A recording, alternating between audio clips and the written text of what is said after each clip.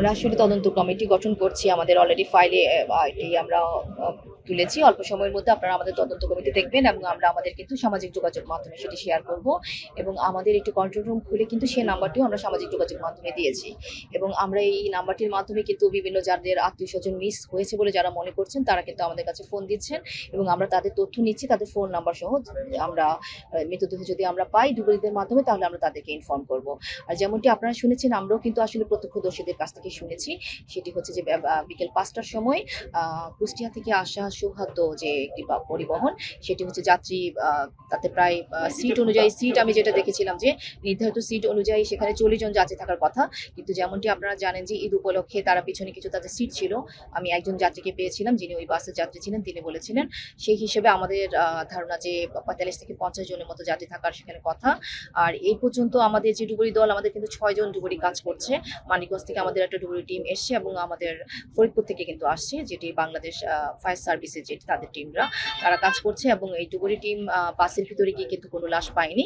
প্রাথমিকভাবে ২টো লাশ পেয়েছে এবং ২জন মানুষ সুস্থভাবে তাদেরকে পাওয়া গেছে। এর মধ্যে একজন প্রাইমারি চিকিৎসা নিয়ে তিনি তার বাড়িতে চলে গেছেন আর আরেকজন হচ্ছে যে প্রাথমিক চিকিৎসা নিচ্ছেন, তিনি উপজেলা স্বাস্থ্য কমপ্লেক্স গোয়ালন্দে। আর আমাদের উদ্ধারকারী জাহাজ যে হামজা সেটি কিন্তু এসছে, আপনারা দেখেছেন।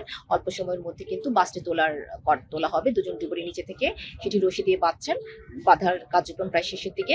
আমরা আমাদের মাননীয় প্রধানমন্ত্রী কিন্তু আমার সাথে সরাসরি ফোন করে খবর নিয়েছেন যে আমরা কি অবস্থায় আছি। এছাড়াও আমি আমাদের যে বিভিন্ন আমাদের দুর্যোগ মন্ত্রণালয়ের সচিব স্যার, নৌ পরিবহন মন্ত্রণালয়ের মন্ত্রী মহোদয়, দুর্যোগ মন্ত্রী স্যার, তারা কিন্তু সবাই ওভার টেলিফোনে আমাদের খবর নিচ্ছেন এবং নৌ পরিবহন প্রতিমন্ত্রী এবং নৌ সচিব স্যার কিন্তু পথে আছেন।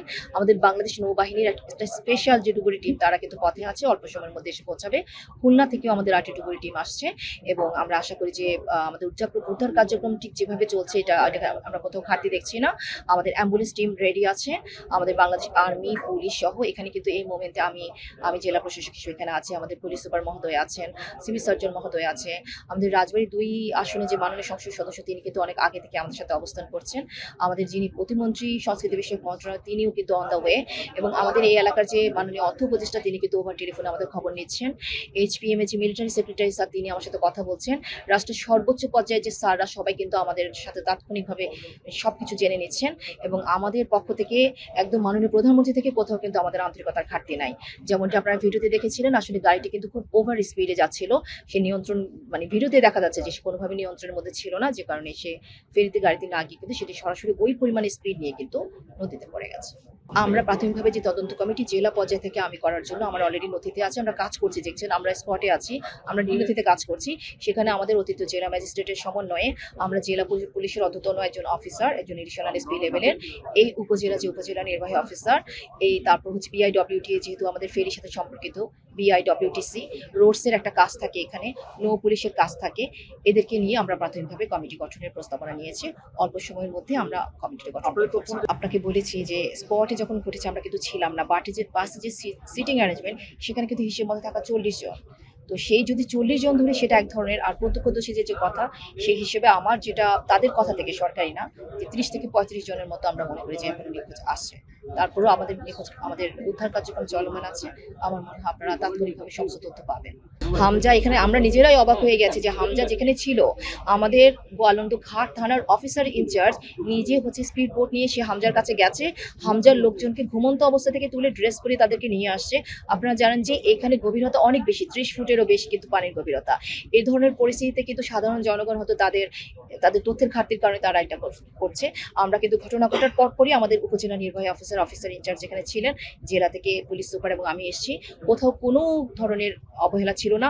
সর্বোচ্চ পরিমাণ সতর্কতার সাথে কারিগরি দিকগুলো মেনটেন করে যেভাবে উদ্ধার কার্যক্রম পরিচালনা করতে হয় সেই সবকিছুই এখান থেকে মেনটেন করা হচ্ছে।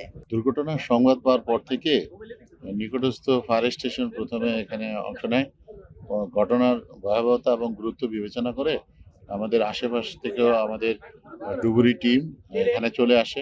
১২ জন ডুবুরি উদ্ধার কাজে সরাসরি অংশ নিয়েছেন ফায়ার সার্ভিস থেকে এবং উদ্ধার কার্যের আমরা বলা যায় যে এখনো শেষ হয়নি, তবে শেষ হওয়ার কাছাকাছি অবস্থায় আমরা চলে আসছি।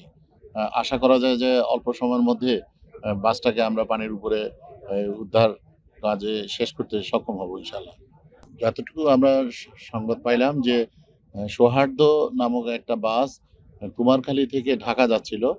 এই বাসটা ওই ফেরিতে উঠার জন্য নামার জন্য আস্তে, আস্তে নামতেছিল। সম্ভবত এটা নিয়ন্ত্রণ হারিয়ে সরাসরি ফেরিতে না উঠে পানিতে নদীতে পড়ে যায়। আশা করা যাচ্ছে যে পল্টনের কাছাকাছি আছে। এখন চূড়ান্ত উত্তোলনের জন্য অবস্থায় আমরা অপেক্ষা করছি। উদ্ধার জাহাজ হামজা এর কর্তৃপক্ষের উদ্ধার কাজে সরাসরি যারা আমাদের সাথে আছেন এবং ফায়ার সার্ভিসের ডুবুরি টিম এরা পরামর্শ করে পরবর্তী কার্যক্রমটা করছেন। আমাদের যারা ডুবুরি তারা আশঙ্কা করছেন যে ভিতরে অনেক ডেড বডি মৃতদেহ থাকতে পারে। পানির নিচের উদ্ধার কাজ বেশ কিছু সময় আগে প্রচণ্ড ঝড় বৃষ্টি, বাতাস এবং পানির চাপ প্রতিকূল আবহাওয়া ছিল। এখন আবহাওয়া অনেকটা ভালো। আ আশা করা যায় যে বেশি সময় লাগবে না। আমরা সবাই অপেক্ষমান চেষ্টা করছেন আমাদের ডুবুরি টিম এবং হামজা উদ্ধারকারী জাহাজের লোকজন যে এটাকে অল্প সময়ের মধ্যে শেষ করার জন্য।